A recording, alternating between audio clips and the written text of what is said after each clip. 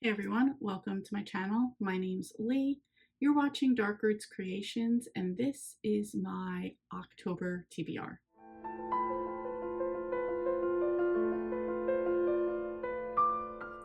So I have three things that I'm going to be focusing on for October. First is going to be Halloween, which is the middle grade readathon that I'm co-hosting with Storm and Beth. The second one is going to be my buddy reads, which in October are usually horror novellas. I don't pick these out. The person I read with, she picks them out, and I just kind of say yes or no to which ones don't sound absolutely horrifying to me. And the third is going to be me mood reading, and I'm just going to be mood reading some fall-inspired rom-coms that I see free on Hoopla or on Audible Plus. That's just going to kind of be to break everything up and just to be like more of a palate cleanser for me. I do have two books that are going to be a priority for me because they are on my 25 and 25 list that I want to get done. Good thing they're both middle grade, so they're going to fit in with the Halloween part of this, and that just works out, so I will make them like a first priority. So for Halloween this year, I'm going to be focusing on middle grades that have a mystery genre to them. So figuring something out, solving puzzles, that type of thing. So the first one I have is Sisterhood of Sleuths by Jennifer Chambliss Burtman. And this one says, Maisie's always assumed she knew everything about her grandmother, Jacuzzi. I already love this. So when a box full of vintage Nancy Drew books gets left at her mom's thrift store, Maisie is surprised to find an old photo of her grandmother and two other women tucked beneath the collection. Stranger still, when Maisie shows the photo to Jacuzzi, she fakes ignorance, insisting the woman is someone else. Determined to learn the truth and inspired by the legacy of Nancy Drew, Maisie launches her own investigation with the help of her friends Nell and Cam. What they discover not only points to the origins of the iconic series, but uncovers a truth from the past that will lead to self-discovery in the present, connecting three generations of women. Absolutely love that. Love the like generational thing. Love the Nancy Drew aspect. Love that Maisie has two friends just like Nancy Drew had. So, and of course, I can't wait to find out what the mystery is with the grandmother. And with a name like Jacuzzi, you know something interesting happened. Next is The Sherlock Society by James Ponti. I absolutely love the City Spy series, so I'm so confident I'm going to enjoy this one as well. And this one says, siblings Alex and Zoe Sherlock take their last name as inspiration when choosing a summer job. After all, starting a detective agency has to be better than babysitting, boring, lawn mowing, sweaty, or cleaning out the attic, boring and sweaty. Their friends Lena, an avid bookworm, and Yadi, an inspiring cinematographer, join the enterprise, and Alex and Zoe's retired reporter grandfather offers up his sweet aquamarine Cadillac convertible as a storage unit full of cold cases. This group's first target is the long-lost treasure that's supposedly hidden near their hometown, Miami. Their investigation into the local doings of famed gangster Al Capone leads them to a remote island in the middle of the Everglades where they find alarming evidence hinting at corporate corruption. Together with Grandpa's know-how and the kids' intelligence, plus some really slick gadgets, can the Sherlock Society root out the conspiracy? Again, I like that it has another detective as Sherlock Holmes inspiration in this one. The grandfather, again, I like the intergenerational thing. Sounds super interesting. Everglades, that's just going to be a great setting for everything. And Al Capone is just going to add to the mystery of what is going on in this. Haven't been let down by James Ponti. Like I said, love City Spy series, so I'm looking forward to getting into this one as well. And because I'm completely behind on reading, there is already a second book in the series, and that is Hurricane Heist. This one says, when a Category 3 hurricane hits Miami Beach, it uncovers a body buried at the renowned Moroccan hotel. The body is identified as the man who served as the hotel's bell captain 60 years ago, and the presumed culprit of the $1 million jewel heist that just took place before his disappearance. Since the bell captain clearly didn't take off with the goods as once long believed, the Sherlock Society sets their sights on uncovering the real culprit of the theft. But when the thief may also be implicated as the Bell captain's murderer, even 60 years later, there are people who want the truth to stay buried. Okay, so I really feel like this is a great location for these kids. This sounds super interesting because it's all going to be like Bell Captain, buried treasure, jewels, and I just love that type of thing. So looking forward to this one, and hopefully there's going to be more after the second one because I already feel like I'm going to love this one as much as I loved City Spies.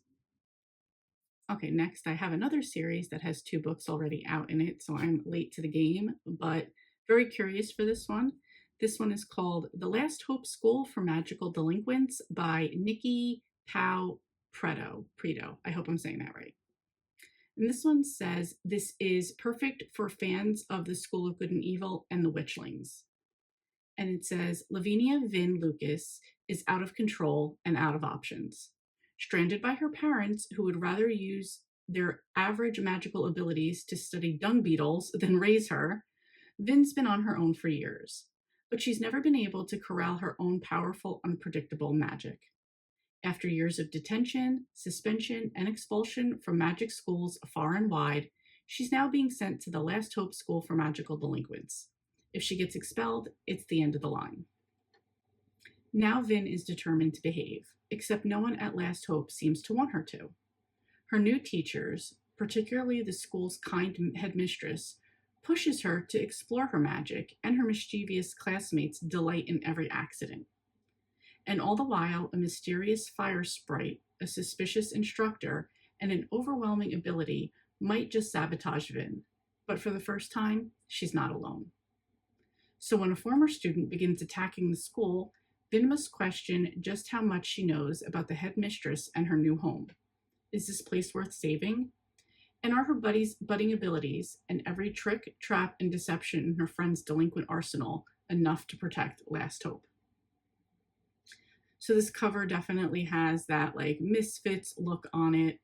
And I don't know, it sounds interesting because I kind of always like that we're not the perfect kids, we're not the good kids type of thing. And that definitely always makes for a good found family type of book. So I'm going to just quickly put up the second book here, which is The Forbidden Room. I don't really want to read what this one's about because I don't want to spoil myself for anything that's going to happen in the first one. I didn't really feel that way about the James Ponti book because they're brother and sister, so I feel like, hey, they're sticking together no matter what. But when it comes to friends in a school, this one might be a little bit different, so I don't want to spoil myself, but this is Forbidden Room, which I'm also hoping that I'll get to. Okay, and next is a book that I have on my shelf back there, but I'm just going to pop up a graphic for the purposes of being lazy and not getting up. This is The Art of the Swap by Christine Asselin and Jen Malone.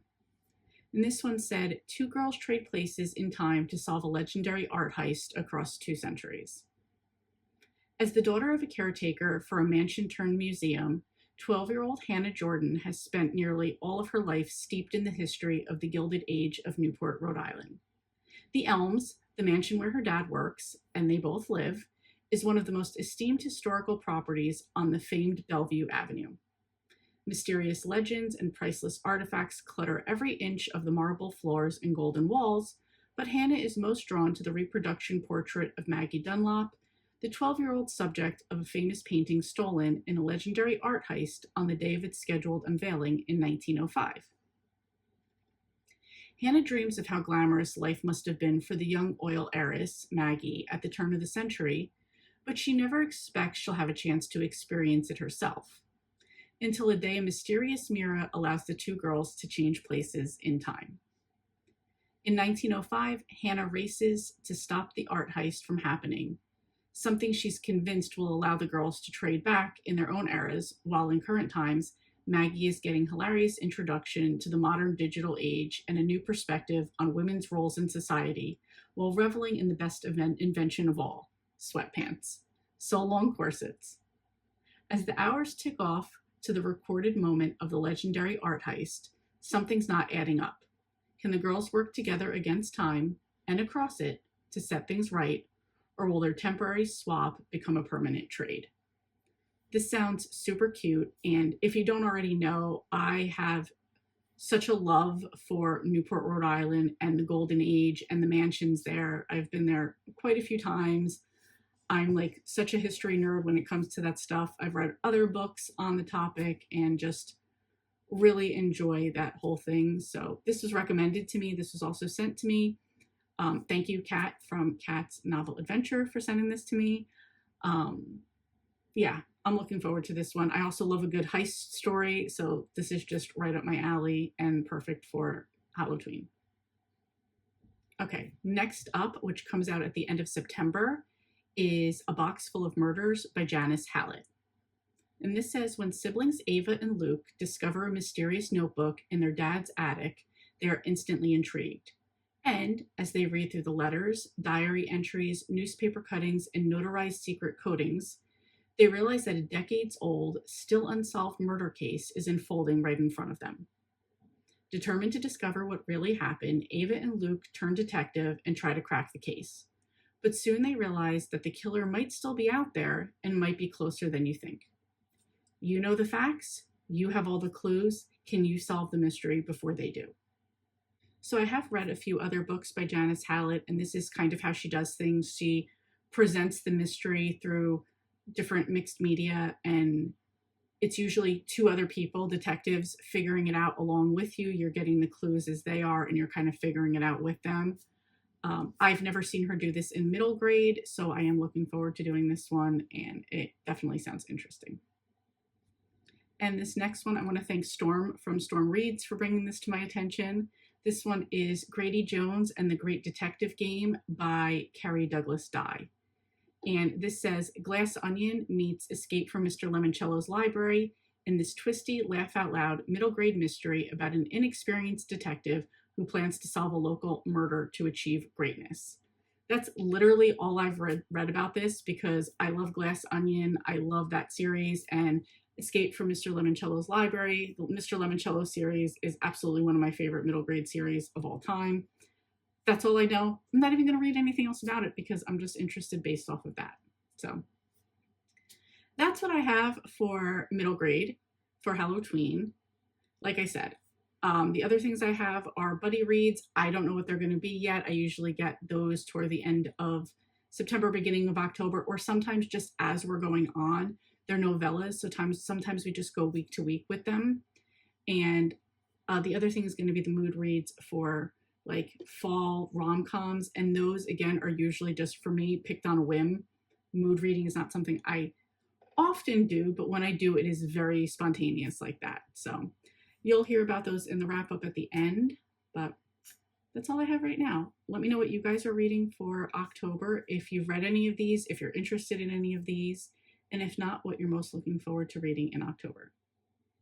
Thank you so much for watching, and I will see you next time. Hey, thank you so much for watching. Your support means a lot to me, and I love connecting with our amazing community. If you enjoy my content, please like and subscribe to stay updated with my latest videos. Thanks again, and I'll see you next time.